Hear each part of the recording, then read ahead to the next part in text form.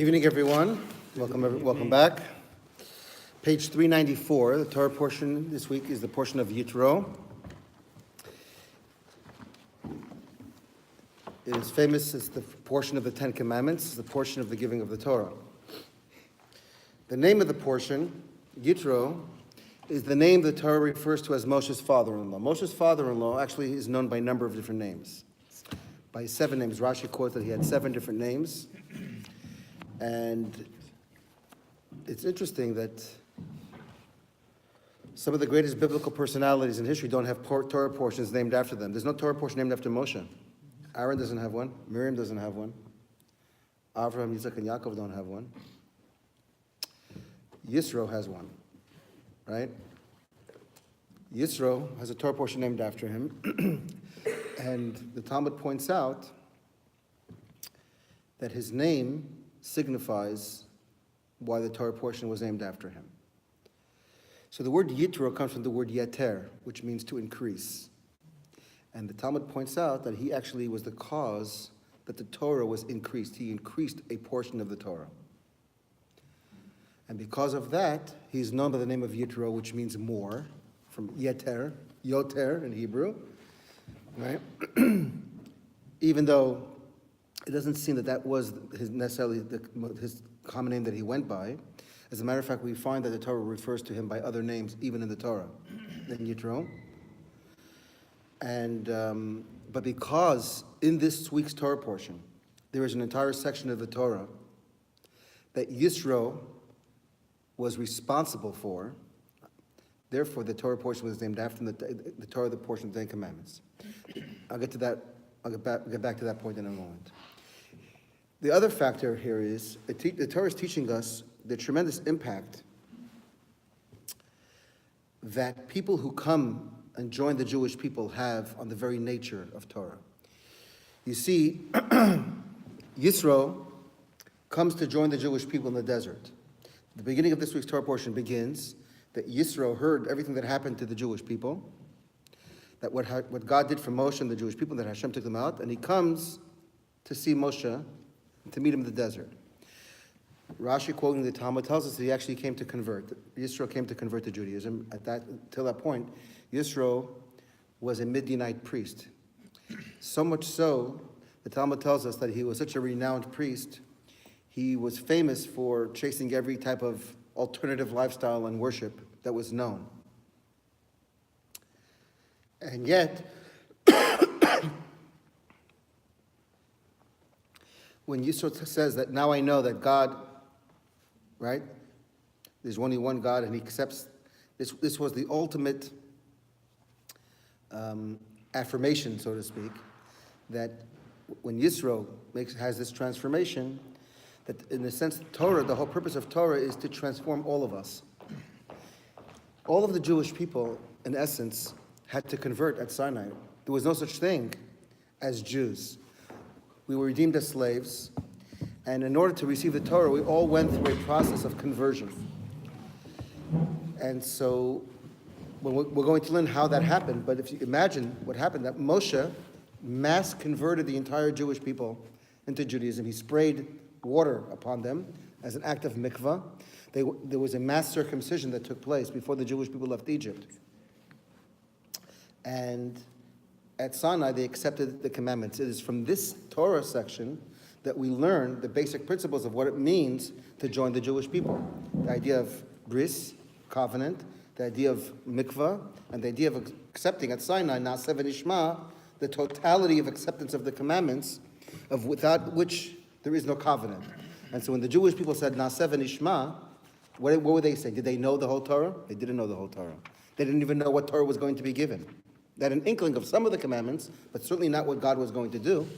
But they said, Na'aseh v'nishma, we accept. So when a person accepts commandments, even if they're not aware of them, just by affirming that whatever is the Torah I accept, that is the covenant, that is the acceptance of the covenant. And so Yitro, this Torah portion is about, in many ways, the idea of bringing the Torah to the furthest and most distant possible audience in the world, and bringing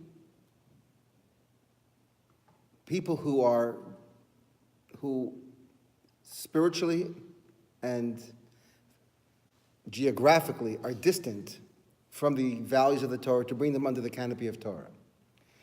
The story that with Yitro, I'm going to focus on 2 or 3 stories. There's a lot of stories in this Torah portion and a lot of layers to it, as always.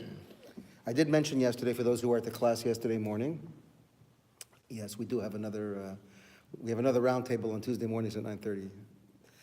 On some Tuesdays, not every single Tuesday, Tal, but there's a preset schedule. I mentioned that I would continue one of the themes that we spoke about briefly, which is a mesmerizing idea of how it connects the past, the present, and the future, and ties together parts of the Torah that seemingly have no connection to each other.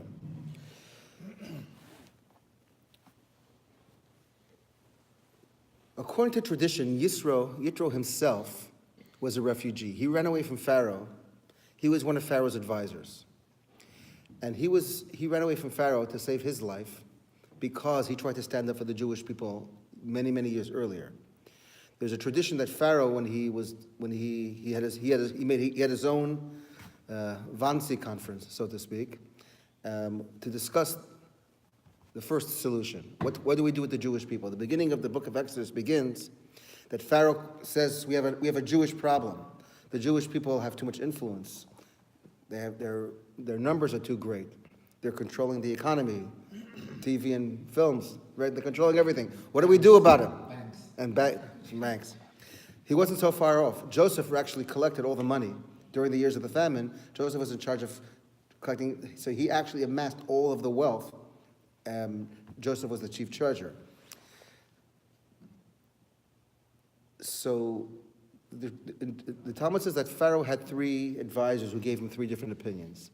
One advisor, Bilam, who later became infamous later on in the Torah, Balaam, was the one who was hired by Balak to curse the Jewish people. He was the one who actually gave Pharaoh the advice to throw the babies into the Nile and to annihilate the Jewish people. He had a second advisor by the name of Job. There's a book of the Bible known as the Book of Job. How many of you have read it or studied the Book of Job? It's an important book. Job was silent. He didn't say anything for or against. He abstained. The third, Yitro, tried to defend the Jewish people and said, no, they don't deserve to be exterminated. Pharaoh, as we know, listened to the advice of Balaam, and Balaam was elevated. But in the tradition of Midah Keneged Midah, that all things follow, that God repays people measure for measure. What today modern people would call karma, is actually a Torah concept of Midah Keneged Midah, that what we put out into the world comes back to us. Bilam, who advised Pharaoh to kill the Jewish people, was himself killed by the Jews later on in the desert. Job, who was silent and stood by silently while the Jews suffered. We know that good people, as Eli Wiesel and many others said, that when good people are silent in the face of persecution, they are not merely being silent, but they're actually enabling it. And so Job, we know that the whole book of Job is really a story about a person who suffers and is seeking meaning in suffering, and he has to suffer silently. He accepts that the fact that he watched other people suffer and he was silent about it. Now he suffers, and people are coming to see him, and he's asking for a theological understanding of why good people have to suffer. And the answer is, when good people stand by and do nothing, God sends good people to alleviate other people's suffering, and when people feel like it's not their problem, they say, it's not my issue. I'm not adding fuel to the fire. I just can't get involved. I can't get involved in every single situation. Job, his karma was that he lost everything in his life, and he was reduced. He lost his family, he lost his wealth. And the book of Job is a meditation on the nature of suffering. When we watch other people suffer and we don't intervene, then it comes back to us, where people have to come. We are dependent upon other people to alleviate our suffering. And finally, Yitro, who defended the Jewish people, he had to run for his life. The court of Pharaoh turned against him, and this is why he escaped to Midian. He himself runs to Midian years before Moses has to run for his life. So Yitro is a refugee in Midian, and as a reward, because of he put his life on the line to save the Jewish people, he was rewarded that he would have an elevated place amongst the Jewish people. His son-in-law became Moses, and he became an important fabric of the Torah. Before I go to the part that I want to read, we're going to read inside in just a moment, I will explain to you the name of the portion and why the Talmud talks about this idea of increasing and what the lesson is for us. The story fast forwarded toward the end of the Torah portion. So the beginning of the Torah portion talks about Yisro coming to greet his family again, right? Moshe lived with him for many, many years. Moshe actually found refuge with Yitro. Yitro sheltered him when Moshe was running away for his life. As you know the story several weeks ago in the portion of Shemot. Moshe was wanted by Pharaoh because he had killed an Egyptian officer, saving a Jew, and Pharaoh wanted to kill Moshe. Moshe escaped, he goes to Midian, and eventually he's sheltered by Yisro, and he marries Yisro's daughter, Tzipporah, becomes Moshe's wife. He becomes a shepherd for Yisro for many years, and it's at one of these encounters where he encounters the burning bush, and the rest is history. As I say, God instructs him to go back to Egypt and to take the Jewish people out of Egypt. But Moshe does not take his family with him. Moshe leaves his family behind. It's his wife. He had two sons, Gershom and Eliezer. And Moshe goes to Egypt. So throughout this time that Moshe is in Egypt, trying to get the Jews out, his family is back with her parents.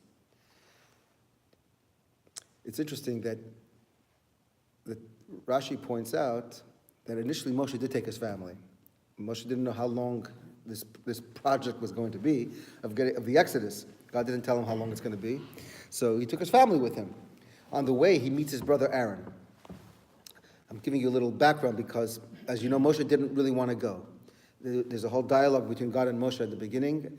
And finally, God says, listen, your brother Aaron is going to meet you. He's going to speak for you. I know you're nervous. You're apprehensive about your speech impediment. You don't feel like you're articulate enough to talk to Pharaoh. Don't worry about it. Aaron, your brother, will be your mouthpiece. And he's excited. He's going to see you. And he's happy for you. So Moshe meets Aaron. And he introduces his family to Aaron. Aaron, right? My wife, my kids. And Aaron says, it's great. Where are you bringing them to? So he says, we're going to Egypt. So Rashi says, Aaron says, we're trying to get out. How many more people? You want to add 3 more to the people that we're trying to get out? Send them out. When we're successful, they can meet you. We don't have to add to the number that we're trying to get out. So Moshe sends them back. He sends them back. And so now Yisro, after years, everything that happened, everything went well. He's bringing his daughter and his children back to Moshe, to greet Moshe, and for himself to join the entourage. Moshe recounts to him everything that happened. And he recounts to him the tremendous miracles of the destruction of the Egyptian army and what happened at the sea. And the Torah uses a word that Yisro rejoices, but he has mixed emotions. The word the Torah uses is vayichad Yisro, that it's a very unusual word to express that Yisro was happy to hear about what happened. The word yichad comes from the word like needles. And Rashi points out a very, very powerful lesson. There are so many lessons about how we deal with people who have undergone major life changes and made big sacrifices to transform their lives. Rashi points out from here that Yisro was happy, but he was very upset as well, because these were his people. Even though he ran away and even though he knew they were evil, but Rashi points out that a person never truly leaves. This was his history, and so when he heard about what happened to Egypt, even though he was happy that the Jewish people were saved, he was pained by what happened as well. And Rashi says from here we learn a very important mitzvah,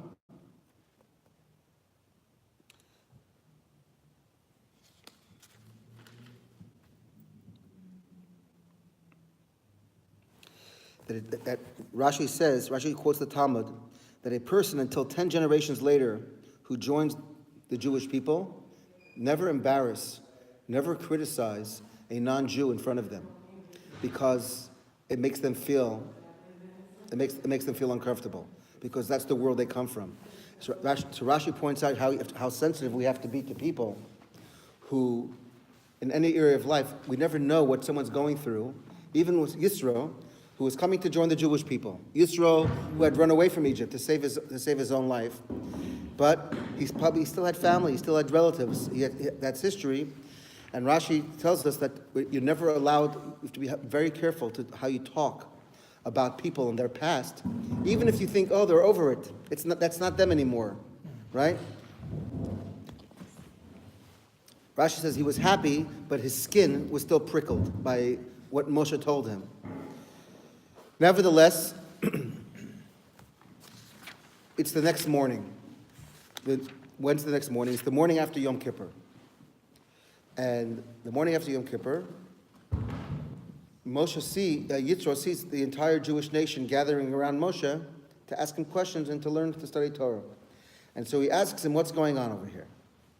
So Moshe says, what do you want? The people have questions about the Torah. This is the first opportunity. Remember that Moshe only comes down from Mount Sinai for the final time on Yom Kippur Day with the second set of tablets. And here you learn another important lesson. The Torah is not written in chronological order. The beginning of the portion of Yitro chronologically happens after the middle of Parashat Yitro, after the giving of the Torah. So the giving of the Ten Commandments is later on in this Torah portion, but the beginning of this portion goes back after several months after the giving of the Torah, because when Moshe came down from Mount Sinai, which we celebrate on Shavuot, 40 days later he breaks the tablets when he sees the building and the celebration of the golden calf. He goes back up to get forgiveness from God. 120 days later, on Yom Kippur, is when he comes down with the second set of tablets. The first time that Moshe had an opportunity to talk to the Jewish people and teach them the Torah was the morning after Yom Kippur. So all of those months, Moshe is not engaged with the Jews because he went back onto the mountain to pray, to talk, and to receive the Torah again. So it's the morning after Yom Kippur, and the Jewish people are waiting to find out now what? That God forgave us. Are we going to build the tabernacle? Are we going to build the Mishkan? What is the Torah? What is this whole Torah that we don't know anything about? And so Moshe, there are lines of people gathered around them to ask him questions, and it's overwhelming. So Yitro tells him, his father says, you can't do it this way. It's not going to work. You have to create a hierarchy. You have to create divisions. You have to have people who are heads of thousands, heads of hundreds and 50s. You have to delegate. You cannot be, you're going to wear yourself out dealing with every single person and every single person's question. What do? You have to create. You're going to have to create a Sanhedrin. You're going to have to create elders who, if there are issues that they cannot resolve, then they'll come to you. And he explains to him, he instructs him how you should find people to delegate this authority to. You have to create a board, but you have to find people who are honest, who hate money, right? Who cannot be bribed, who are God-fearing. And he says,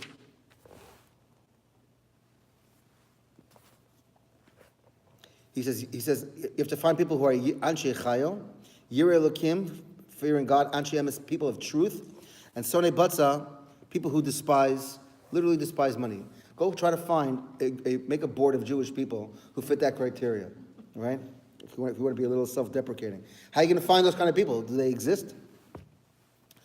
Moshe found a limited number of people who can fit that role, and he listened to his father-in-law, and this is how, this was the beginning that Moshe gathered. These were the original elders, the 70 elders that Moshe chose.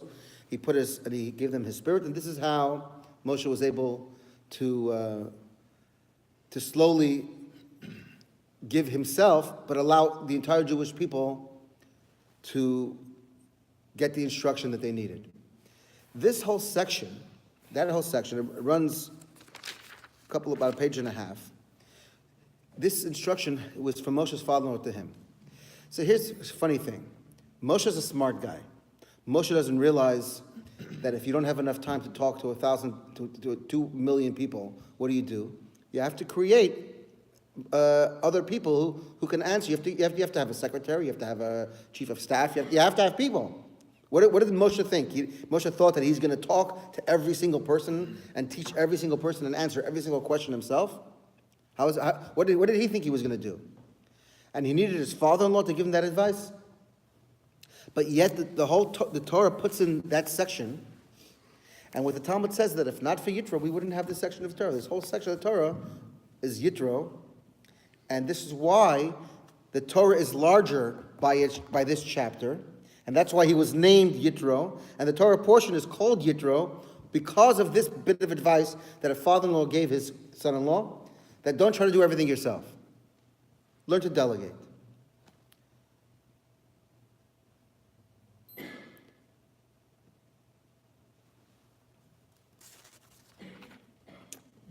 At the end of the Amidah, we take 3 steps back. There's a prayer that we say Oseh Shalom Bimromav, right? Every time we finish Amidah, we take 3 steps backwards. Hu Yaseh Shalom V'Kol Yisrael V'Imru Amen, right? And then there's a small section after that. We say Yehi Ratzon L'Fanecha, Hashem Elokeinu V'Elokei Avotenu, Sheyibaneh Bet Hamikdash B'Meher V'Yameinu V'Ten Chelkeinu B'Toratecha. Those are the last 3 words. That we say, may it be your will, your God, that to speedily rebuild the Beit HaMikdash, the temple, once again. And then it ends, V'ten chelkenu b'toratecha, give us our portion in the Torah. What does that mean, to give us our portion in the Torah? And Kabbalah explains that every single person in the world has a unique contribution to make to the world that nobody else can make. If it wasn't so, then God doesn't need doubles. He doesn't need triples of somebody. Every human being is like a snowflake. No two are the same. And no matter how insignificant a person may think their contribution can be, or is, know that the world and the Torah is not complete without that person's contribution. There's a reason why the Torah was given, in a sense, incomplete. The Talmud says that every novelty, every thought, every new idea that would be uttered in future generations was given to Moshe at Sinai too. Moshe knew everything. It was given to Moshe, but it wasn't revealed to the world until that person would come and reveal that aspect to the world. Every person has their own contribution to make. There's a reason why for thousands of years, rabbis, lay people, every person have pored over Torah to try to find something new. Really, there's a guy think that he's going to find something that Rabbi Akiva didn't think of. Do we really think we're going to sit around and come up with a new chidush, as they say, a new chidush is going to come out of Jerusalem today that Moses somehow couldn't figure out to articulate? The answer is yes, because it's not that it didn't exist. There's an evolutionary process of Torah.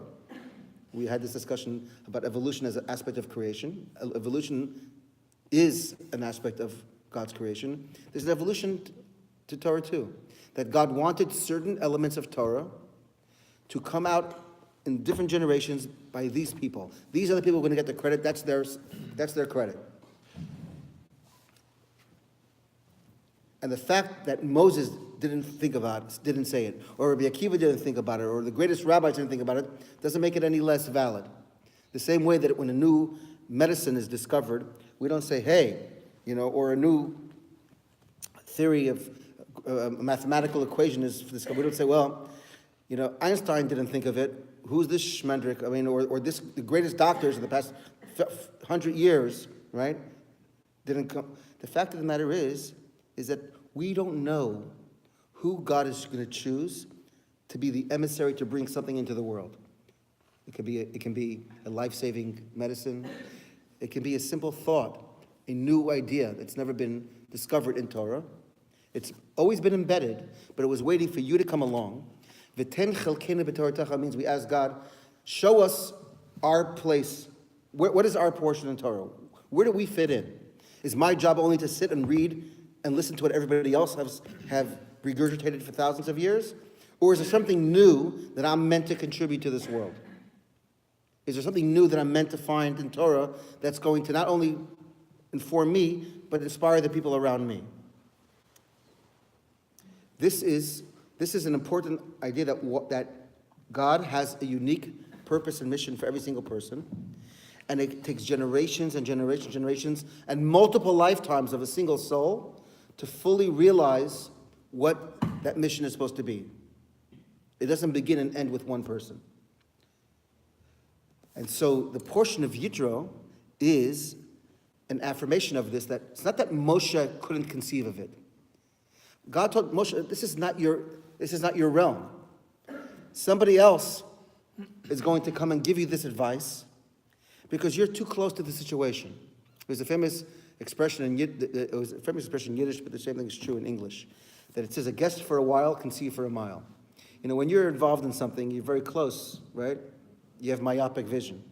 Yitro came from a distance, and he woke up one morning and sees what's going on. And he tells Moshe, it ain't going to work. Moshe thought maybe it'll work because he was so devoted to the Jewish people. And he felt that, how can I delegate somebody else to teach Torah? Everybody wants to hear Torah from me because I'm the one that God gave the Torah to. How would people feel if I taught one class and they went to class B, and they went to class C by somebody else? Moshe felt that in order for him to fully transmit not only the words of the Torah, but the soul of Torah, it has to come through him.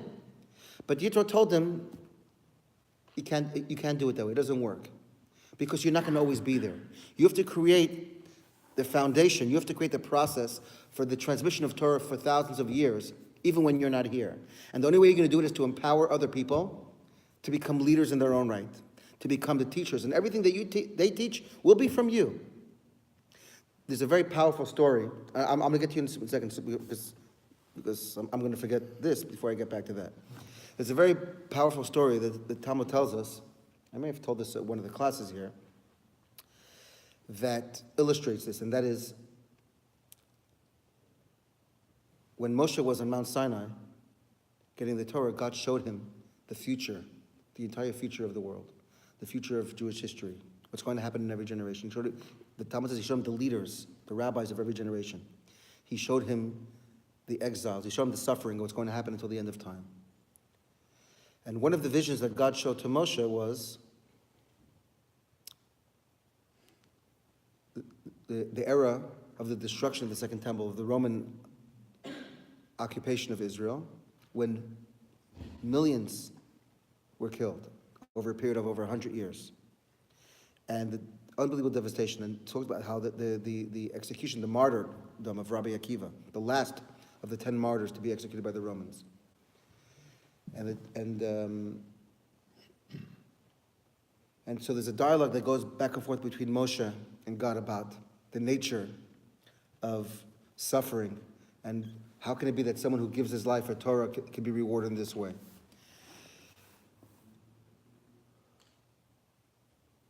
But the story that I wanted, the part of the story that's pertinent to this is that the Talmud tells that when Moshe comes the first time and he wants to receive the oral tradition, he sees that God is writing in the Torah. Now, I understand that this is a metaphysical vision that the Talmud is describing, but Moshe sees God at work. He wants to see, what is God doing? He's putting the finishing touches on the Torah. If you've ever looked inside a Torah scroll, or inside a mezuzah, or in a tefillin, in parchment, you'll notice that the ksav ashuri, the letters that are written in the Torah, are written with a certain type of calligraphy that have what's called, we call them tagin. Tagin is Aramaic for crowns. So the top of the letters have these little swoops, right? So it doesn't look like an aleph or a bet that's printed. It's a very, very unique script. And in order to a Torah scroll to be valid, it has to have all of these tagin, and every letter, there's a tradition of how you have to write these letters. And so the Talmud says that Moshe observes God at work on the Torah. He asks God, what are you doing? And God says, I'm fixing the final touch. I'm putting the tagin, the crowns on the letters of the Torah before I give it to you. So Moshe says, what is this going to add? What's going to add? What does it mean? It's just it's nice art. I mean, what's wrong with the actual letter? So God responds to him that many generations from now, there's going to come a guy, and his name is Rabbi Akiva, and he's going to study these crowns, and he's going to build mountains and mountains of Jewish laws just from this. Moshe was blown away because Moshe didn't understand what was going on. So he tells God, I need to meet this guy. What do you mean? You're giving me the Torah, right? And I don't know what's flying here. I don't understand the connection. I don't understand why you're building crowns and letters. You tell me there's a guy that I don't know, right? I'm Moses, but there's a guy who knows more than me, and he's going to build. He's going to extrapolate laws of Torah from this. Who is he? So God, the Talmud says that God takes him, and he takes him to a place in heaven where there's an academy of learning going on, of souls that will come into the world in the future. And you have to have expanded consciousness in a sense to really appreciate these kinds of stories that Talmud tells us, because it really is mind-blowing. See, this is a story of Moses, physical Moses, 3,300 years ago. He's on top of Mount Sinai. His soul obviously has left his body on some level because he's in heaven talking to God. And so while he's still on planet Earth, he's having this conversation. But as we know, that the Torah testifies that Moshe did not eat or drink for the entire duration that he was in Mount Sinai. 3 times, 40 days and 40 nights, right? Moshe's entire metabolism ceased to exist. For 120 days and nights, he's fasting. 3 series of 40 days and 40 nights. And he's communicating to God, and his soul is journeying around, going through heaven. And God is showing him everything that's going to happen until the end of time. And so God takes him into a place of souls that are not into the world yet. But what are they doing? They're studying the Torah. Okay. So he goes in, and so God says, go into this room. Tells Moshe. Moshe goes inside, and he sees that there's a lecture going on in the room. And there are rows of students sitting, but there's no seat for Moshe in the front. There's a seat for him, but it's not in the front. It's rows back. And Moshe understands that he's not worthy. He has to sit where the empty place is, and he sits down. And he's listening. Rabbi Akiva, the soul of Rabbi Akiva, is talking. He's giving a lecture. And he's going on and on and on. The Talmud says that after a while, Moshe becomes very anxious, and the language is that his face turns green, so to speak. He becomes very disconcerted because he doesn't understand one thing that Rabbi Akiva is saying. He doesn't understand one word that's happening. Rabbi Akiva is teaching Torah. I'm Moshe. I'm the Torah, right? God gave me the Torah, gave it to me. And the only way Jewish people know the Torah is because I taught it to them. So this guy is giving a lecture, and supposedly, right? So if you think about it, he's giving a lecture in heaven of a lecture that's going to happen 1,000 years later, more. And Moshe's sitting there, and he doesn't understand anything that's going on in the lecture. He feels like now he understands why he's sitting where he is, because he's not worthy of being, because he doesn't get it. And he starts to feel, he feels crushed. And just when in this moment of despair, the Talmud says, a student raises his hand and asks a question. The student turns to Rabbi Akiva and says, Rabbi, how do you know that the law that you just said is so? And Rabbi Akiva responds to him, it's halacha l'Moshe miSinai. We have learned this law from Moshe at Mount Sinai. And Moshe's color comes back to him. And he realizes something. He doesn't understand what Rabbi Akiva is talking about. But he knows that what Rabbi Akiva is saying comes from him. Because God embedded the entire Torah. He gave it to Moshe. But there were parts of the Torah that even Moshe was not meant for Moshe to disseminate. That was waiting for Rabbi Akiva to teach. But the only reason why Rabbi Akiva knows about it is because he got it from Moshe. There are many traditions that we have in the Talmud. How do we know the source? It's Moshe miSinai. Example, the Talmud says, how do we know that a bar mitzvah is at 13 years old? Where in the Torah does it say that? Moshe Sinai? Did Moshe come down from Mount Sinai and said, guys, 13 years old, that's the date? We don't really know. We know that it's from Moshe at Mount Sinai, but what the Talmud is telling us is that there are certain developments of Torah that were revealed to us throughout the generations by these unique individuals who told us that the only way we know about it and the way they know about it is through Moshe. So Moshe, on some level, communicated Torah. He said things that maybe he didn't fully understand the ramification of it, but he was a pure channel. He was teaching, he gave over the Torah, and Rabbi Akiva, 1,000 years later, comes and says, I got it. Now I understand something new that Moshe said, not consciously that Moshe was teaching this law, because he wasn't. But Rabbi Akiva got this through Moshe. And Moshe, the Talmud describes how Moshe finally feels that now he understands what it means that God did give him the whole Torah, but he doesn't get credit for every aspect of the Torah. God wants Rabbi Akiva, God wants Yitro, God wants, name the person. Anyone sitting around the table here tonight, that when you find something, a new idea that's going to change you, a new insight, a new relevance to a story, and you say to yourself, well, somebody had to know that. I can't be the first person to figure that out. The answer is, not necessarily.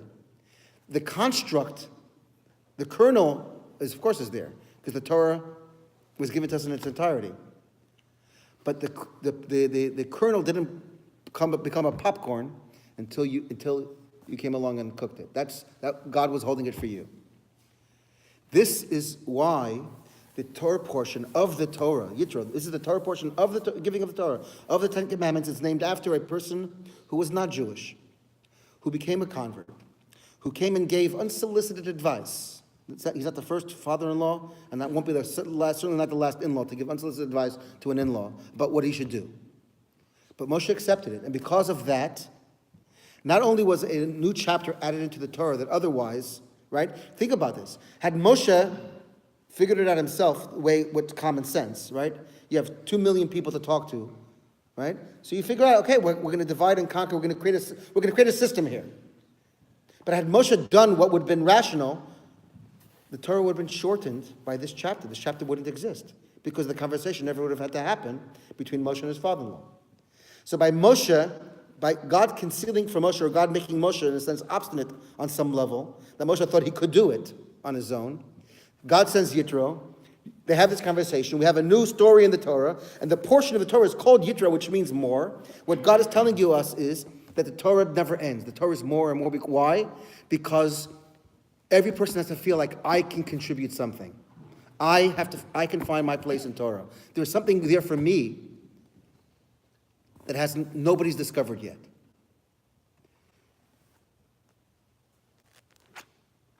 I'm going to go to Judy, then I'm going to go back. Yeah. So when you're talking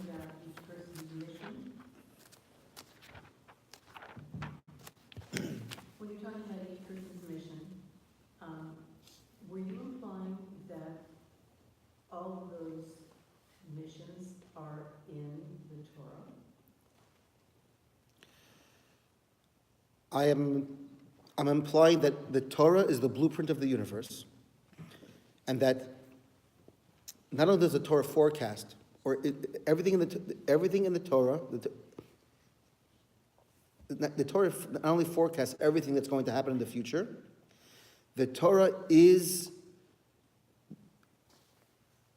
the vehicle for God giving every single one of us our mission statement of what we need to find fulfillment in our lives. Correct. So, is it always obvious? Obviously not. Obviously not. But the Torah, just like if someone who has no background in construction, and you went and looked at a blueprint of a construction project, it wouldn't necessarily make sense to you, but someone who has some background in it can. The Torah, in a sense, is a very confusing document for people who have had very little education around the construct of what Torah is. But we looked, why do we study the same Torah portion year after year, week after week? Because we know that not only our spiritual guidance, but our physical mandate for who we are is going to come from this. Have the words changed since last year, since two years ago? Same words, same book. But the Torah is a living, breathing, it's right, and we know, that's the point I was saying, is that there is something new that must emerge. If all I'm going to get from it is what I knew last year, then that's a problem. But like Einstein, when Einstein developed the theory of relativity, or when Karl Marx developed the theory about, society's political system, and all these, there's others. Are you implying that the kernel of what they did is actually in the Torah? Or are you saying that it's in there, but we just can't see it like the kippah? Every ism of the past thousands of years are merely reincarnations of previous isms. We may think that you could pick any ism of the 20th century, the 19th century, right? Communism, this ism or that ism. It makes no difference what the ism is.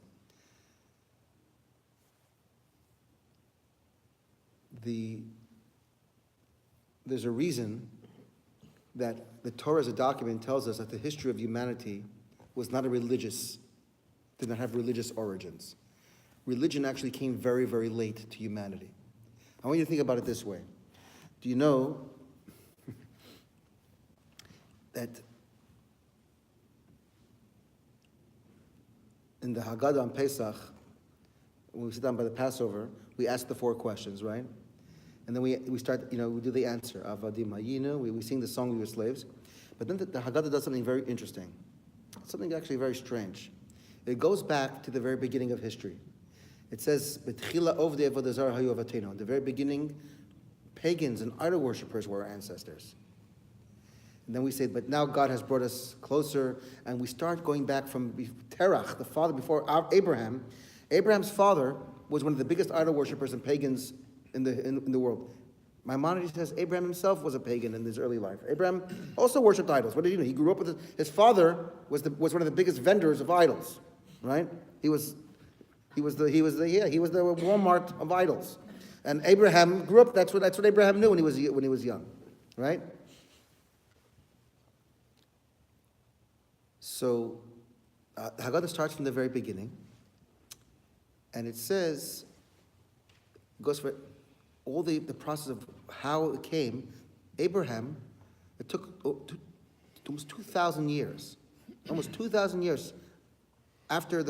history, for the idea of monotheism to gain traction. Everything else was there before. There was a famous rabbi in the previous century. His name was the Chafetz Chaim. His name was Rabbi Yisrael Meir HaKohen of Radin. He wrote the Mishnah Berurah, one of the great authorities of pre-war Europe. The Chafetz Chaim was once on a train. I think the story was in the 1920s. And an enlightened modern Jew came over to him and was berating him how he's stuck in the past. He goes, look, I'm modern, I'm enlightened, I'm forward-thinking. It's time for the Jewish people to step out, you guys, to step out of the past and stop, walking in the dark ages. And so he explained to me, he goes, it's actually the opposite. He goes, you're ancient, I'm very modern. So he goes, because religion is actually a modern construct. Paganism, enlightenment, and the idea of rebelling against God, that was always there. Abraham came to transform the world of what it was up to that point. So for 2,000 years, what's the miracle of Abraham? Abraham had to fight against, you know why Abraham is called Avram Ivri? We spoke about this. Because the whole world was on one side. The word Ivri means the other. He was called the guy from the other side. He was the wacko. What do you mean God? What do you mean religion? Life is about me, pleasure, what I want, right? It's all, now, So the Chofetz Chaim says every type of ism is merely a variation of a previous ism that's already been identified and tried. What Abraham came to do was to start a new world order. If you think about, we think about religion as coming from the dark, who knows where, and that every progressive movement is a progression of human sophistication. He says, no, it's exactly the opposite. He goes, that's why the Haggadah starts. He goes, no. You want to know who we were in the beginning? In the beginning, we were backwards. We were pagans. We were violent. We were an animalistic, aggressive, selfish society. It took years and years and years for us to become enlightened. We became enlightened. You know why I became enlightened? Through Torah.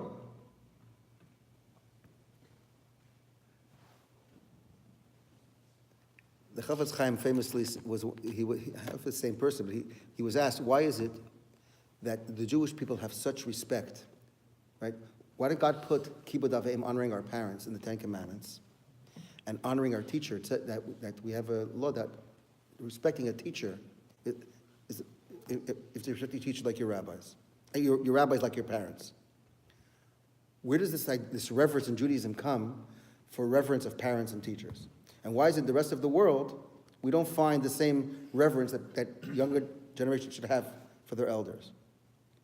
When we study today, we study Talmud. We're reading rabbis who've passed away 2,000 years ago. We talk about them like they're still here. There's a reverence. The Talmud says the name of the rabbi who said the name of that rabbi. We keep the memory of these people alive because we have no tradition without them. The Chofetz Chaim said, I'll tell you why. He says, we believe that the first human being, Adam, was created by God. Every subsequent child, a generation removed from Adam, is one generation further removed from the first creation of God. We look at ourselves as lesser people because we are one generation removed from the original handiwork of creation of God. So Adam and Eve, who are created by God, are the perfect human being.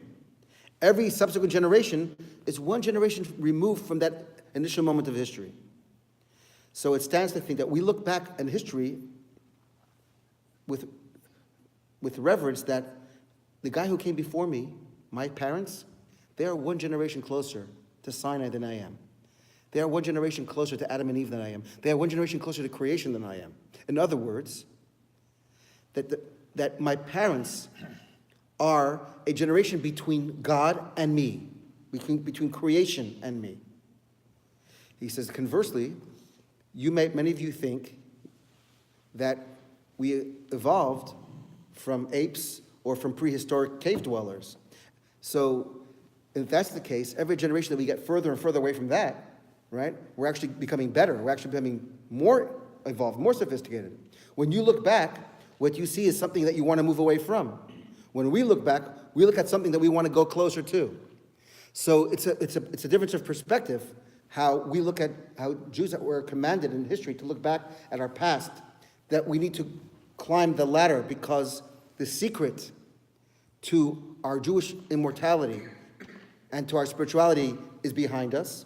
Whereas if you think that values and purpose and sophistication and innovation is going this way, because behind us is only dark ages and mumbling cave dwellers, then of course you're going to look back and not have any type of admiration or respect for people, the generation or two before you, because they are one generation closer to people who walked on all fours, in your opinion, and we look at people who actually were created by God and are the perfect beings. Our value, when we look at how we have to look at religion, we have to look at religion as modernity. And every single thing, so it's not a question of whether every single idea of value is it mentioned where in the Torah. What it means is that every type of human aspiration, as King Solomon writes in Ecclesiastes, it's been tried before. There's nothing new under the sun. We may think there is, but it's all been tried, right? But these are variations of it. So what the Haggadah on Pesach is telling us is that we should never feel that the Torah and Judaism is something old. It's actually a modern construct because God had let the world go for a couple of thousand years where everybody ran rampant. The world was left to its own devices, and every type of deviant lifestyle was tried, was experimented with. And so anything that new movement can be based on a variation of what happened before, but finally God sends Abraham, right? 2,000 years later, after Noah and after the flood and after the Tower of Babel and after all those generations went and tried to destroy the world as best as they could, right? So God gives us rules. Why does God give us so many rules about interpersonal relationships? Because everything else was abused and tried before. So the fact that the Torah addresses these certain issues about lifestyle means that those issues existed. These are not modern ideas that the Torah is imposing on people's lifestyles. It was all there for thousands of years before. So when someone says that the absence of religion or atheism, right, is a response to the narrow-mindedness of religion, our response is no, it's exactly the opposite. Religion, Torah, Judaism, is a modern, fresh, it's infusion of a rejection of thousands of years of human cruelty, of human ignorance, of human darkness, is what the Torah came to address. So we look to the Torah to find something new. We're not looking to the Torah to find something old. It's just a different way of addressing. If we can't look at Torah just to find old information. There's a beautiful teaching that says that after a rainstorm, if you ever go to a lake or to a river or an ocean, after a rainstorm, it says fish come up to the surface. They swim at the surface. You see bubbles. And the reason for that is because they come up because they want to get fresh water. But they live in water. But after it rains, there's new oxygen, there's new water that was never there before. So the fish come because they want to get something new. The water that they swam in for their whole life, they're familiar with. But they want to hear a chiddush. They want something new, right? They want a new revelation came into their world. So they jump to the surface to grab the new rainwater. This is when the Torah is giving us every year. God is giving us new information. God held back for thousands of years something that we need to know now. And when that happens, this is why we bubble to the surface. We have to study the Torah. We're like fish in water, but we're waiting for the new information to come, even though we have thousands of books, and we have a Talmud, and we have all this material that we haven't exhausted yet. But there's still new stuff coming in that we need, right? So, going back, I said, I mentioned yesterday that I'll talk about this for a little bit. I may have done some of this at a class before. I know years ago at a Kabbalah class at the JCC that we did an exercise on this. But it's a very powerful teaching. The teaching came to us through the Arizal, 500 years ago. Rabbi Isaac Luria, who lived in Tzfat. And it's another way of seeing how you can look, everybody can look at the Torah and read words, and sometimes God sends somebody into the world who blows away and finds something that's so radically different, but gives us a whole new understanding of how, of this, as Moshe heard Rabbi Akiva teach something that he knew, that he brought something new to the world. Same Torah, it came through Moshe, but he's the one that was given the privilege of revealing and disseminating it to the world. Is this within the power of anybody, or do you have to be a scholar or very familiar? And what is the meaning? You don't have to be a scholar. Yitro didn't know an aleph from a bet when he came to town at this point. There are methods. There's a method of finding information, because you can't just throw stuff against the wall and say, this makes sense to me, right? And so it sounds like we can grab something from the Torah whip it up in a frying pan and say, I came up with a new idea. There are just like in law, there are parameters of deduction and precedent we can use if it falls within a certain framework. So we have to use existing parameters, but there's no end. Legal scholars can look at the same document a million times and each time find something new, but it has to be based on a specific criteria that is acceptable from that document. So do you have to be the biggest legal scholar in the world to figure that out? Not necessarily. Somebody who just got out of college, somebody new with a new fresh eyes, someone with a certain inspiration can look at something and bring it to someone and wow, yeah, I never thought of that before. There's a story later on in the Torah that, and let me tell you, there's so many stories like that, but the Torah tells us later on that how Pinchas came to prominence. There was an episode I'm not going to go into because I'm not going to crawl out of that wormhole, and we're going to run out of time. There was an episode of the Torah where there was a crisis in the Jewish people, and Moshe was flustered. He didn't know what to do. And so the Torah relates that Pinchas, who was a grandson of Aaron, comes to Moshe and he tells Moshe, didn't you teach us that this is what we should do? This is the response? So Moshe said that there's an expression that he who has been given the letter should be the one to carry it out. It's in ancient times, the emperors used to send these edicts rolled up in scrolls. They used to pull them out in the town square and they used to read it out. So the expression in Aramaic is the one who reads out the letter, he should be the one to carry it out. So Moshe turned to Pinchas and says, if you remember that that's what I told you, that that's the law, then do it. I don't remember. But you're telling me that, so what do you mean Moshe didn't remember? So want to hear something amazing? It's related to this week's Torah portion. There were times that Moshe forgot things. You know why Moshe forgot things? Not because he inherently forgot. God took away from him certain information.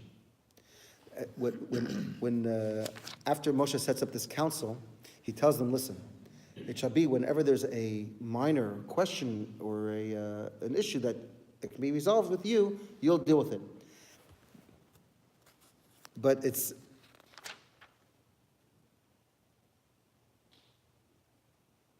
so if you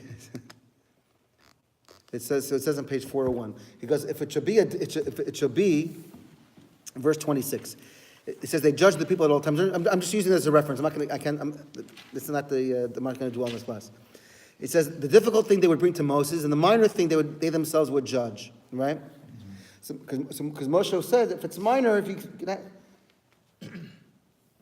so God says, really, how do you know what's minor and what's major? Someone comes and has a question. You can, in your mind, what something's major. So God says there'll come times when you think that's very major, but you're not going to remember the law. You're going to have to go to somebody else and say, what's the answer? There are two things. There are two times in history, in the process of halakha, the Torah tells that Moshe forgot things. One when he got angry, and one when he thought that only the big things he's going to answer. And God said, you're not the arbiter of what's a big thing and a small thing. In Jewish law, it says that a judge has to deal with a court case. It's called din pruta kedin mea. Din pruta kedin mea. A penny is like 100, right? Because a penny for one person can be what's 100 to somebody else. And so you cannot make this, it's a small claims. Go down the hall, Mr. The resident who's in high school, he'll deal with that. Moshe was punished because he was made to forget. So Pinchas says, what do you mean you don't? Hashem took it away from him. Because God says, really? How do you know? Maybe it's a small thing. It's not meant for you. Because you're for the big things, right? This is a small issue. So Hashem said, you're gonna have to come to the appellate, to the junior courts to find the answer, and also anger. When the Torah tells us when a person gets angry, God takes away the spirit of ruach from them, And so Moshe forgot laws. There are times he got angry at the Jewish people during the 40 years because he had reason to get angry. They were nudniks plenty of times. But the Torah tells us that when you get angry, you lose it. And Hashem took away Moshe's prophecy from him. And he lost the ability to answer questions when he got angry. And in that scenario, Pinchas he wasn't a person involved in the decision-making role in the Jewish people. He wasn't an important person at that time. He came at a point, and he saw Moshe was not acting. Moshe was frozen. Moshe was frozen because of something that God did to him. But what was God doing? He was allowing the quarterback, to come in. That was his moment. Does it mean that Pinchas was greater than Moshe because he knew something? No, of course not. But that's his moment. Every person has their moment, and every person, we learned this in the class a few weeks ago, when just before Jacob passed away in Parashat Vayechi, the last portion of Genesis, we read that Joseph comes to see his father just before his father dies, right? And it says that Jacob, with his last strength, gets up and he bows down to Joseph by the bed. Rashi said, "What? Jacob is bowing down to his son Joseph? What's going on over here, right? His son should be sitting at his father's bedside. Rashi answers there that there's an expression. Everything is there's another expression. Every dog has his day. You know where that comes from? It comes from the Torah. Everything comes from the Torah. I told you that. Even every dog has his day comes from the Torah.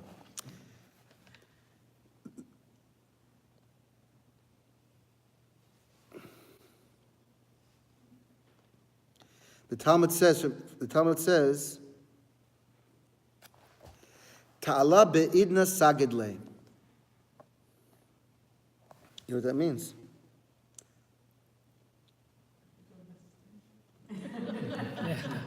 Tala means a fox. A fox. You know, there's an expression in the Talmud, in the Mishnah, that says, better to be the tail of a lion than the head of a fox. Right? That's a famous expression the Mishnah says. But you can choose. You can be the head of the Meshuggahs. You can be at the end of the line of the good people. You can choose, right? The Mishnah says, right? Be the tail of right? Zanav la rayot, v'al tihi rosh l'shualim. Don't. But the Talmud says there does come a time that even a fox has his moment, has his hour, and when the fox has his hour, the lions come and bow down to him. Jacob is the lion. He's the right, but this was Joseph's moment, and so Jacob acknowledges that, yes, I am who I am, and you're just a fox. But every fox gets his 15 minutes, as they say too. And when you get your 15 minutes, every fox, so even a lion will bow down to a fox. It's in the notes actually on page 269. You don't have to go back there. I'm just pointing out so that this idea, every dog has his day, every fox has his hour. So the actual expression is, when the fox has his hour, bow down to him. Okay? So what does that mean? Does it mean that every expression, every variation, every dog has his day, is based upon this idea? It doesn't have to be word for word. It's there. All right. You have a follow-up to that? Okay. So I'm still trying to understand how a person's mission is precursor in Torah. And I'm thinking about Einstein, since I probably don't know enough about it, but I had this idea it was a revolutionary idea. And the only thing I can think of that I've come across in Torah that it might be a precursor of is creation. I mean, is that kind of what you mean?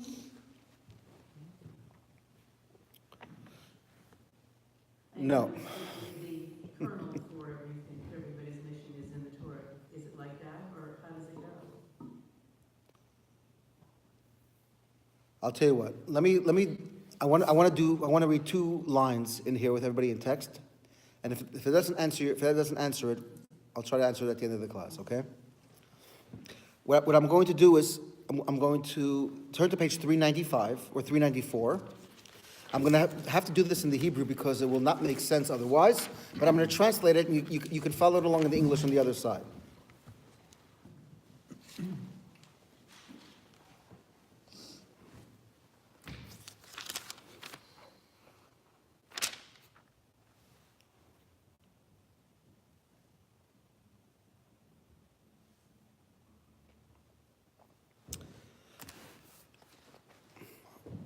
I'll tell you what, Judy, I'm going to give you a job because if I don't give it to you, you can ask me more questions. Read verse 1. Start with the first few verses. I want to focus on two of the verses. Go. I'm going to do it in English. Go for it. Jethro, the minister of Midian, the father-in-law of Moses. So you see here, the minister here, by the way, is meant as a priest, as a heathen, pagan priest. He's no rabbi here yet. Okay, go. Heard everything that God did to Moses and to Israel, his people. And Hashem had taken Israel out of Egypt. Jethro, the father-in-law of Moses, took Zipporah, the wife of Moses, after she had been sent away, and her two sons, of whom the name of one was Gershom, for he had said, I was a sojourner to a strange land. And the name of the other was Eliezer, for the God of my father came to my aid, and he saved me from the sword of Pharaoh. More? One more.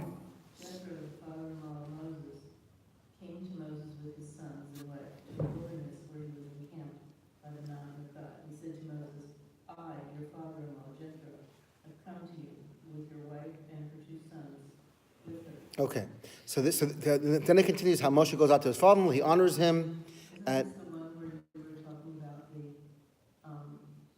reincarnation of Cain and Abel? so this is the verse that Arizal bases it on. But I want to lay out the questions first before you understand how he gets to where he's going.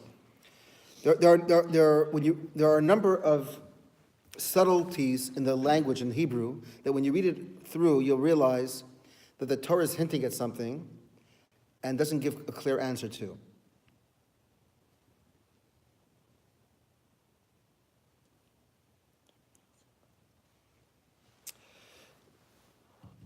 Let's read verse 6. I'm going to read it in the Hebrew and then I'll translate it word for word. It says, Vayomer el Moshe, and he said to Moshe,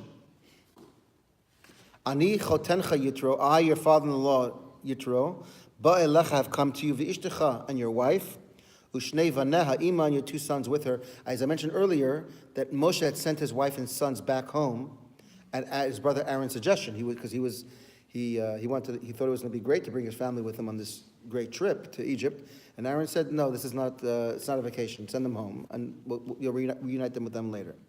So Yitro is bringing them back. The question, there's a number of questions that the commentators have asked. This is where the Arizal comes to bring a different layer of understanding to it. He says, first of all,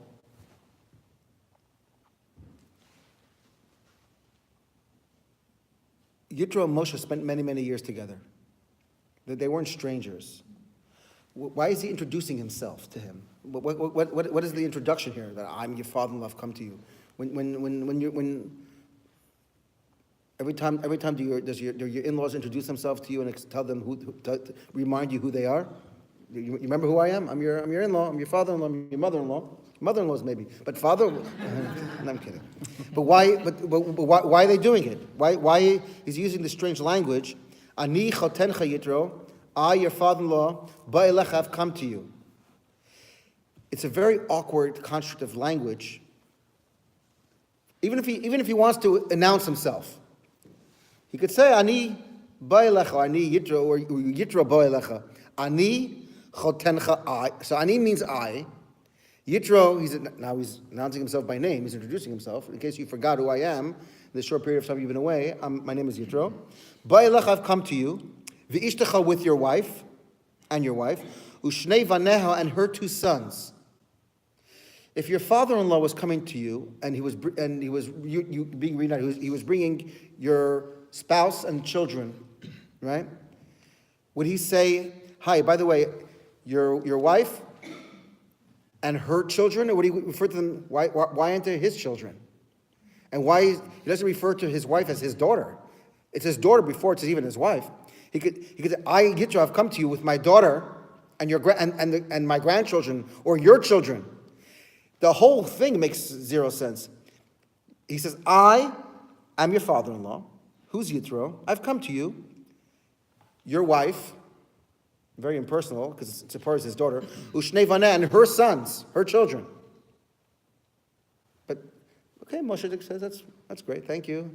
He gives him a hug. The next verse, it says he goes back, he gives him a hug, they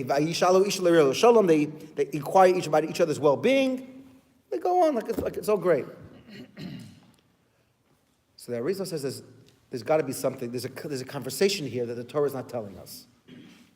There's a conversation within the conversation here. But like many conversations, many stories in the Torah, they're concealed, they're sealed, they belong to the word, to the realm of remez, drus, sod, of different layers of learning that you have to uncover. You can study Torah and just keep on going and move on, and you study the Torah portion, you read it, but if you dig a little deeper, you're going to find something deeper. And if you dig a little deeper, you find something even deeper. It's inexhaustible. The Arizal, he was called the Ari. Zal means Zechrona Levracha, blessed memory. His name was Yitzchak Luria. He was an Ashkenazi Jew who was spent most of his life with Sephardic Kabbalists in Tzfat. He passed away at a very young age. His biography, he passed away at a very young age. He was one of the brilliant stars of the past 1800 years. Actually, from the time of the Zohar, when the original work of Kabbalah, he's probably the most important addition to the realm of understanding Zohar and Kabbalah since Mishnaic times. And so much of what he didn't write a lot, much of what his teachings were recorded by a student of his named Chaim Vital. Chaim Vital collected much of his master's teachings, and they were published. And we have the Kisvi Ari and the Arizal on different portions of the Torah, and some of it is very, very hard to wrap because he's living in multiple worlds at the same time. One of his unique angles on Torah, and that's going back to what I said before about having your section of Torah, V'tein Chalkenu. The Arizal found a niche. He had a niche in Torah that before him wasn't realized, and since him, he introduced something that is called Gilgulim, Shar HaGilgulim, which he bases that you can study. There's a whole element of Torah literature of reincarnation that's embedded throughout Torah, and one of his things is that he was able to see the soul, the migration of the soul from its beginning, its origin, until the end. And that he taught that every single human being, every single person, has a soul that's been on a journey multiple times into this world. And that we are all going through a process of Gilgul, that all of us in this room our souls have been in different life forms multiple times, and sometimes only an aspect of the soul comes back for a tikkun, for rectification, or for a specific mission. And when its mission is complete, that aspect of the soul goes away. It leaves the world. So he says that Adam and Eve were called a neshama klali. They were a general soul. That in their soul were the millions and billions of sparks of souls that were going to then go out into the world. They were all within them.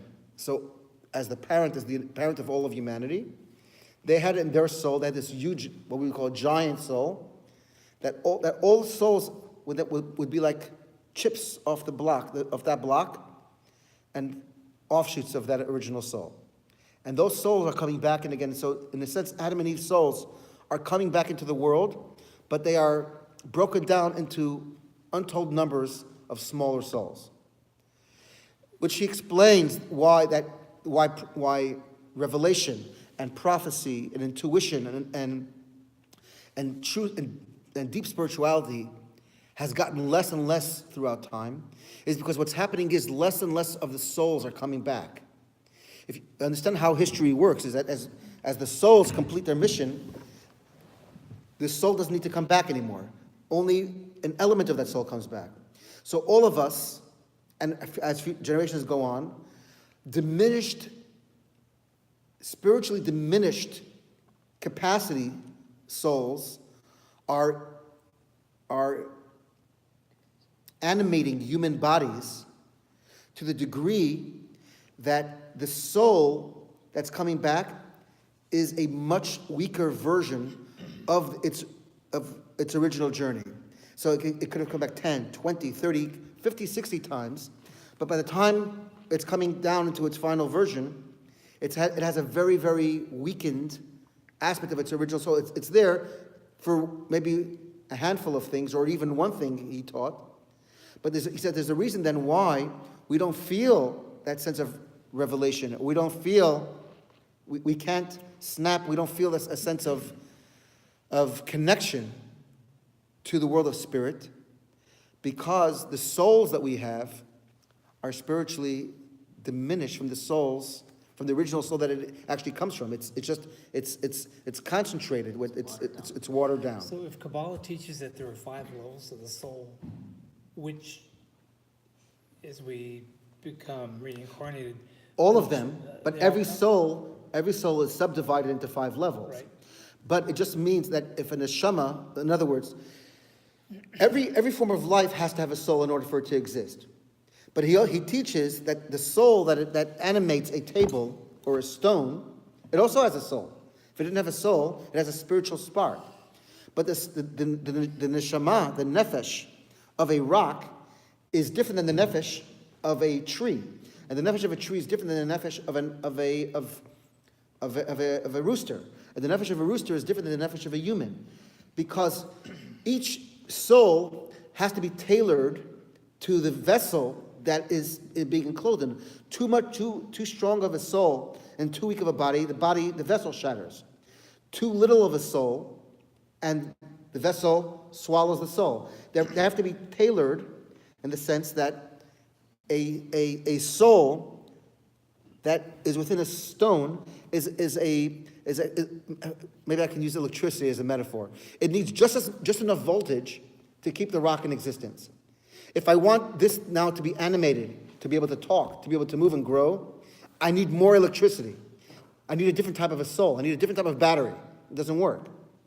And so every form of life has a different voltage depending on what is needed.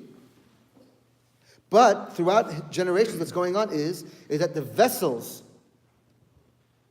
are thicker, the voltage is getting weaker, because the voltage is what's getting reincarnated. And that's why, as human beings going through history, we don't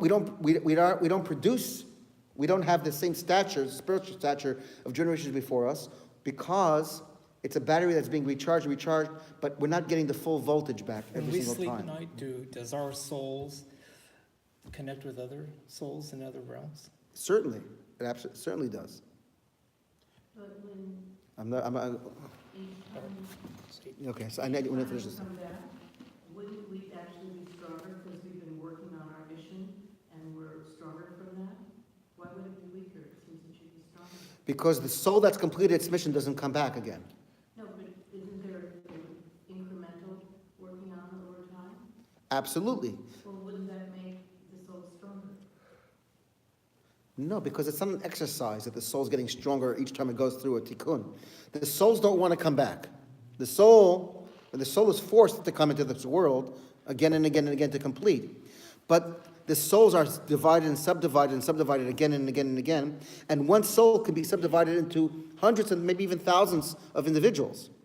So you're getting an aspect of what was once one soul in one person. You have 1/100th of that soul. How is that 1/100th of that soul going to have the same vitality and spiritual stimulation as when that soul was 100th of its parts. It doesn't. Now it's 100th of what it used to be. If it's broken into all them, I'm using anthropomorphic language because but that's the idea. how do you work towards your mission then? If there's a mission for the original one and then it's broken into 100 different people, how do they work on their mission? Because there are different missions, and your mission. Your mission is not the same mission as the mission of the soul that came before you. The reason why the soul came back was that mission is unfinished, unaccomplished, and maybe that mission now is divided. What one person could have done, now that mission it takes 10 Judys to do what Grandma Judy in 1776, right? Now we need 10 Judys to do that. Right? Because now one Judy can't do that anymore because they don't have that soul. They don't have that. They don't. You don't have the big battery. You got the little battery. And now 10 of you have little batteries. How are you connected to the other 9? Let me do this because there's no end. But what are the implications of what you're saying? That means that at some point we're all walking around de-energized in almost like a desolation. That we're all depleted so much spiritually that it's like The Walking Dead, until there's some sort of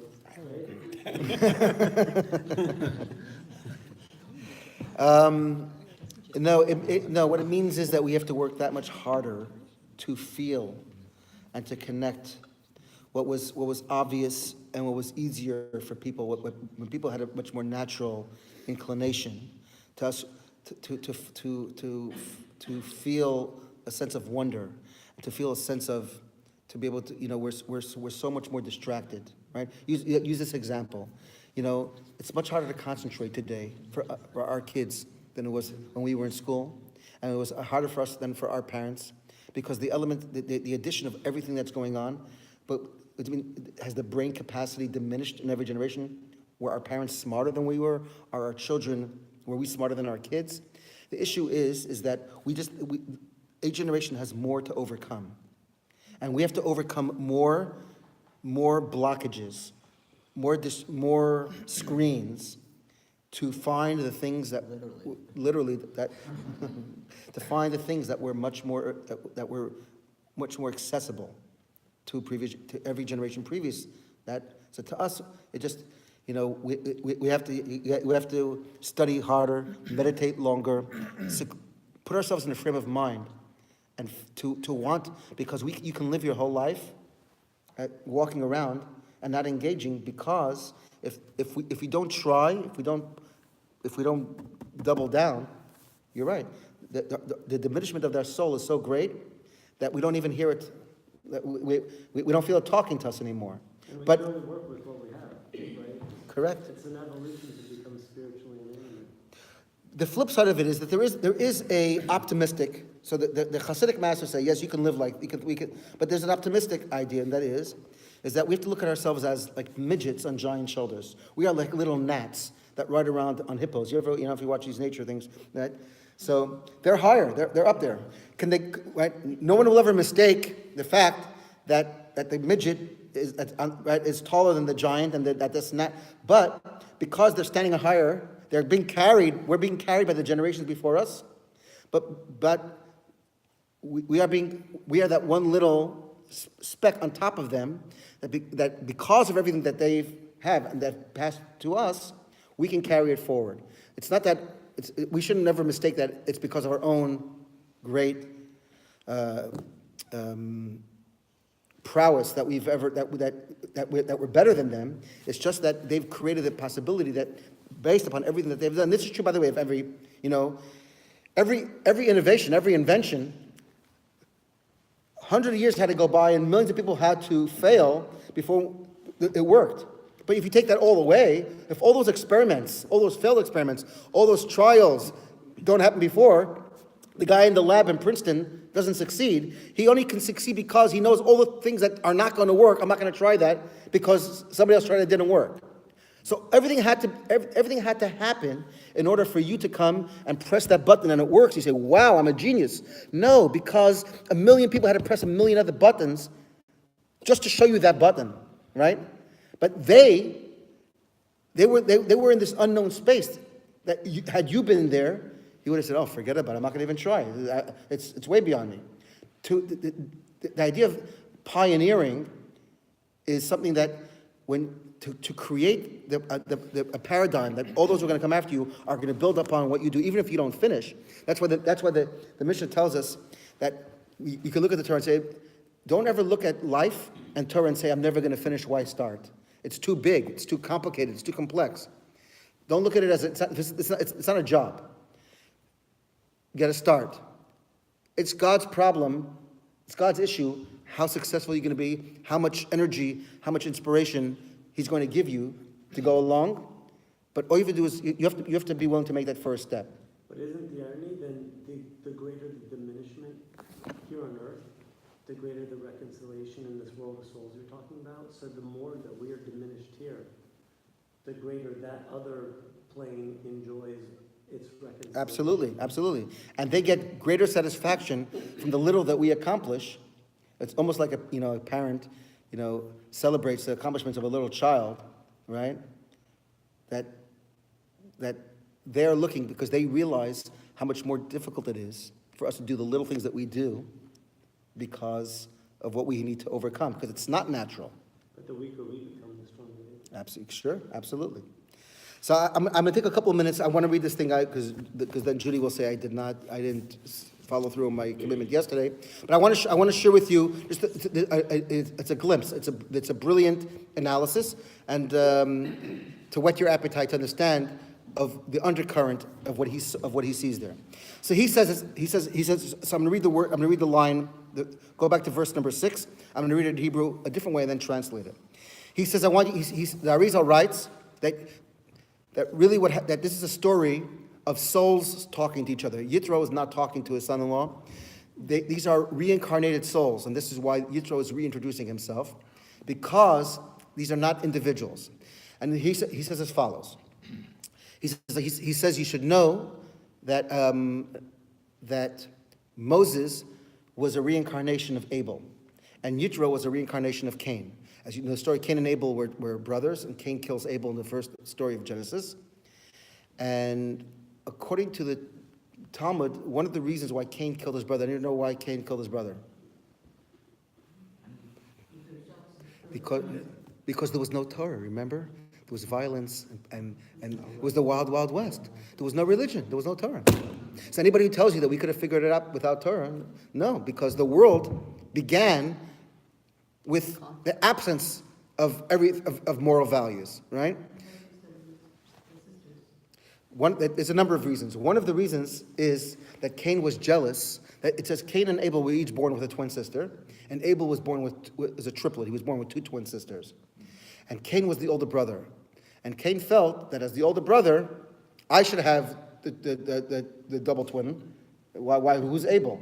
And so he killed his brother and took the twin. All right, makes sense, right? That's how people behave. So here's what's amazing. So he says like this. He says, read the words ani chotencha Yitro. So he tells Moshe. He says what's happening is Cain is talking to Moshe, who's really Abel. Ani chotencha Yitro, the Rashi Tevot, the first letter of each of the words, it's called verse number 6. Zion is the Vav. It's the Vav. It's a Vav. So the first three words, the last word of line Vav, right? So if you want to read 1, 2, 3, 4, 4 lines from the bottom, the last word of the page. It begins Vayomer El Moshe, and he says, Ani choten Yitro. You take the first letter of those three words. I, your father-in-law, Yitro, is an Aleph, Chet, Yud, is Achi, my brother, right? So Arizal says that Cain is calling out to Abel. He goes, brother, I've come back to you because he needs to do what he could. So remember in the story of Genesis, Cain, he was asking God for forgiveness about what he had done. Cain has to come back to Moshe. Moshe is the reincarnation of Hevel. Now, the word Hevel in Hebrew means breath. Hevel, it also, right? Hevel avalim. But it's the word Hevel means that the breath that comes out of your mouth. This is why Moshe had a difficulty of speech. The Arizal is explaining that Moshe was a reincarnation of Hevel. Hevel was cut down early in life, right? And his gift, that what Hevel was supposed to have, was taken away from him. And Moshe therefore had a speech impediment his entire life because he carried that reincarnation of Hevel who couldn't speak. And Cain has to come, and that he says he calls him my brother, number one. And he says v'ishtecha, he calls him your wife. He can't call him my daughter.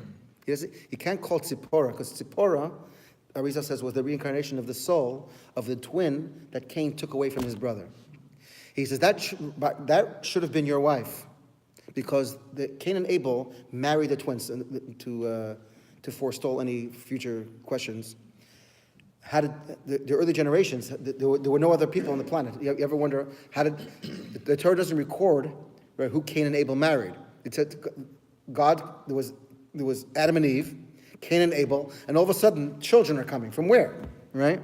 So the Talmud explains that Cain was born with a twin, Abel was born with two twins, and they married their twins. And it's before Torah, it was perfectly acceptable. Incest was not forbidden according to the Torah. It's actually the process of how God created the world. There are numerous stories in Genesis with Lot and his daughters.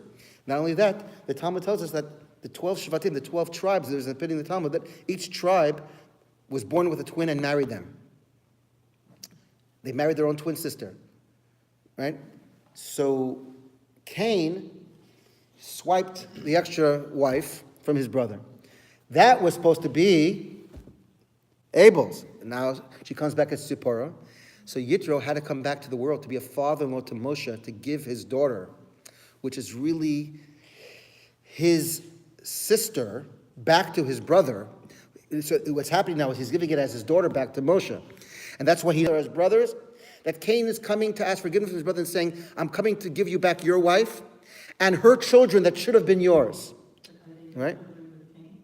That's what he says. And I want to tell you something.